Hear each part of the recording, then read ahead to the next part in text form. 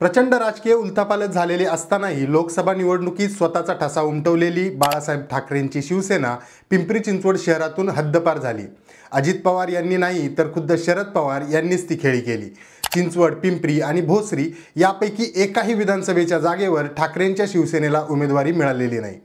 आजही 16 लाख मतदारांमध्ये शिवसेनेची किमान 4 लाख मते आहेत, जे आजवर वारंवार दिसत आलंय।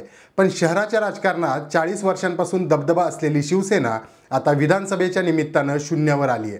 आगामी महानगरपालिका निवडणुकीत हीच शिवसेना पूर्णतः नेस्तनाबूत झाली तर आश्चर्य वाटायला नको। दुर्दैवानं अशी परिस्थिती आहे। एकंदरीतच स्वतंत्र ताकद आणि सक्षम उमेदवार असूनही एक सुद्धा जागा वाट्याला न आल्यानं लढणाऱ्या निष्ठावंत शिवसैनिकांमध्ये प्रचंड नाराजी आहे। नमस्कार, मी अविनाश आदक। आपण पाहत आहात Mahai news to the point. खुद्द शिवसेना प्रमुख बाळासाहेबांच्या हस्ते काळभोरनगर, फुगेवाडी, भोसरी अशा शाखा सुरू झालेली तडफदार शिवसेना आज शहरात मरणासन्न अवस्थेत आहे। घरमालक आणि भाडेकरूंचा झालेला संघर्ष त्या काळभोरनगरच्या एका घटनेतूनच इथं ठिणगी पडली। गजानन बाबर, मनोहर भिसे यांनी शिवसेनेचं रोपटं लावलं आणि त्याचाच पुढे वटवृक्ष झाला। पुढे त्याच ताकदीवर 1987च्या पहिल्याच नगरपालिका निवडणुकीत गजानन बाबर नगरसेवक झाले। संघटन वाढत गेले आणि बाबर हे महापालिकेत सलग 3 वेळा नगरसेवक, 2 वेळा आमदार आणि मावळ लोकसभेचे पहिले खासदार झाले। जुन्या खेड लोकसभा मतदारसंघातून एकदा आणि नंतरच्या नवीन शिरूर लोकसभेतून 2दा शिवाजीराव आढळराव पाटील हे याच शहराचे खासदार होते। हवेली विधानसभा मतदारसंघ हा तसा काँग्रेसचा बालेकिल्ला होता, पण गजानन बाबर यांनी स्वबळावर तो सुद्धा जिंकला होता। विधानसभा निहाय इतिहास पाहिला तर इथे शिवसेनेचे किती प्राबल्य होते ते समजेल। भोसरी परिसर हा शिवसेनेचा बालेकिल्ला होता। बाजीराव लांडे, आप्पा शेलार, सारंग कामतेकर, अशोक वाळके, सतीश फुगे, विजय फुगे, दत्ता गायकवाड, कैलास नेवासकर अशा हाडाच्या शिवसैनिकांची मोठी फौज इथे होती। त्या संघर्षाच्या काळात भाजपचे कसेबसे 4-2 कार्यकर्ते होते। याच भोसरी मतदारसंघातून शिवसेनेची रणरागिणी अशी ओळख असलेल्या सुलभा उबाळे यांनी राष्ट्रवादीचे आमदार विलास लांडे यांच्याशी कडवी झुंज दिल्याचा इतिहास विसरता येत नाही। अवघ्या 1200 मतांनी लांडे पाटील जिंकले होते। 2014 मध्ये पुन्हा उबाळे रिंगणात होत्या, पण मतविभागणीचा फायदा झाल्याने महेश लांडगे जिंकले। खरं तर याच महेश लांडगेंनी त्यावेळी मातोश्रीवर 3 वेळा उमेदवारीसाठी प्रयत्न केले होते। केवळ निष्ठावंत म्हणून उबाळे यांना संधी देण्यात आली होती। दरम्यानच्या काळात शिवसेनेच्या सरदार मंडळींचं दुर्लक्ष झालं आणि महेश लांडगे यांच्या मागे सगळी फौज गेली। आता इथे शिवसेनेचे नामोनिशाण शिल्लक नाही। यावेळी महाआघाडीत असल्याने शिवसेनेतून भोसरीची उमेदवारी मिळावी म्हणून भाजपचे दिवंगत शहराध्यक्ष अंकुश लांडगे यांचे पुतणे रवी लांडगे यांनी वाजत गाजत संघटनेत प्रवेश केला होता।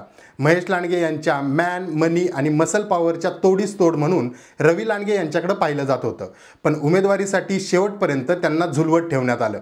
अगदी अखेरच्या क्षणी उमेदवारीची माळ शरद पवारांच्या राष्ट्रवादीचे अजित गव्हाणे यांच्या गळ्यात पडली।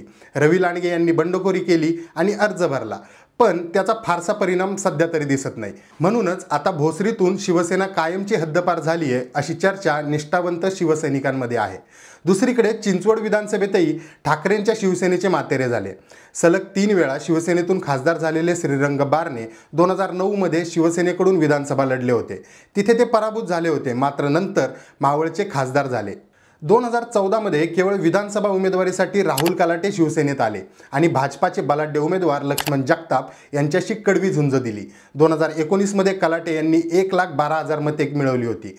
पुढे 2022ला पोटनिवडणुकीत पुन्हा अपक्ष लढले आणि 45,000 मतं मिळवली। लोकसभा आणि विधानसभांची गोळाबेरीज पाहिली तर शिवसेनेची इथे 50,000 फिक्स मते कायम होती। महापालिकेत कलाटे यांनी शिवसेनेचे गटनेते म्हणूनही काम पाहिले। आता पुन्हा ते उमेदवार आहेत, पण शरद पवार यांच्या राष्ट्रवादी काँग्रेसचे।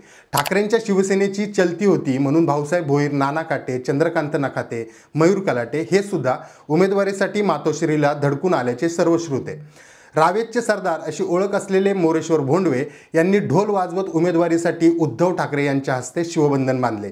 मात्र जागा वाटपाच्या वाटाघाटीत हा मतदारसंघ सुद्धा शरद पवार यांनी घेतला आणि शिवसेनेच्या हातात भोपळा दिला। त्यामुळे भोंडवे यांचा मोठा भ्रमनिरास झाला आणि चिंचवडमध्ये सुद्धा शिवसेनेच्या अस्तित्वाची माती झाली।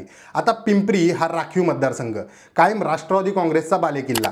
2009 आणि 2019ला राष्ट्रवादीचे अण्णा बनसोडे जिंकले। दोन्ही निवडणुकांमध्ये शिवसेना लढली होती। अनुभव संपन्न, अभ्यासू, मितभाषी अशी ख्याती असलेले ॲडव्होकेट गौतम चाबुकस्वार एकदा जिंकले आणि नंतर हारले। या मतदारसंघातही शिवसेनेची किमान 45,000वर मते आहेत। महाआघाडीकडून यावेळी पुन्हा चाबुकस्वार प्रबळ दावेदार होते। शहर प्रमुख सचिन भोसले यांनी ही उमेदवारी मागितली होती, पण मतदारसंघ शिवसेनेच्या वाट्याला आलाच नाही। मूळच्या शिवसेनेच्या रणरागिणी, अभ्यासू, आक्रमक अशी ज्यांची प्रतिमा आहे, त्या 2 टर्म शिवसेना आणि नंतर भाजप सत्ता काळात तिसऱ्यांदा नगरसेविका, स्थायी समिती अध्यक्ष राहिलेल्या सीमा सावळे यांनी सुद्धा सुरुवातीला ठाकरेंच्या शिवसेनेकडे संधी मागितली होती।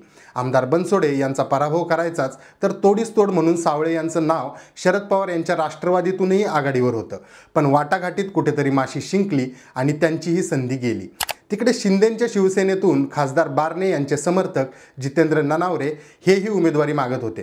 प्रत्यक्षात साहेबांच्या राष्ट्रवादीत सुलक्षणा शिलवंत यांना ही उमेदवारी मिळाली। आता चाबुकस्वार यांनी आणि शिंदे शिवसेनेच्या ननावरे यांनी बंडखोरी केली आहे। शिवसेनेला जिंकण्याची सुवर्ण संधी होती, पण मेरिट बाजूला ठेवून या ठिकाणी उमेदवारी दिली आणि अक्षरशः खेळखंडोबा झाला। एकंदरीत दोन्ही शिवसेनेची नांगी शरद पवार यांनी ठेचली असे निरीक्षण राजकीय जाणकार नोंदवतात। आता 2025 मध्ये जनगणना होणार, ओबीसी आरक्षण प्रभाग रचनेचा न्यायालयात रखडलेला निकाल लागणार, नंतर पुन्हा मतदारसंघाची फेररचना होणार। या परिस्थितीत 2 वर्ष महानगरपालिका निवडणुका होण्याची सुतराम शक्यता नाही। सत्ता हातात नसेल तर कार्यकर्ते दुसरा मार्ग शोधतात। गर्भगळीत झालेल्या शिवसैनिकांना वाली नसल्याने 2 वर्षे ते कळ धरतील याची शाश्वती नाही। आत्ताच आकुर्डीचे शिवसेना भवन ओस पडल्याचे चित्र आहे। साहेबांच्या राष्ट्रवादी काँग्रेसच्या उमेदवारांच्या प्रचारात कोणी शिवसैनिक झोकून देऊन काम करेल अशी काही सध्या परिस्थिती नाही। म्हणूनच म्हटलं, राजकीय वाटाघाटीत शहरातील ठाकरेंच्या शिवसेनेचा खात्मा झालाय। जय महाराष्ट्र म्हणायलाही कोणी शिल्लक नाही ही दुर्दैवी वस्तुस्थिती आहे।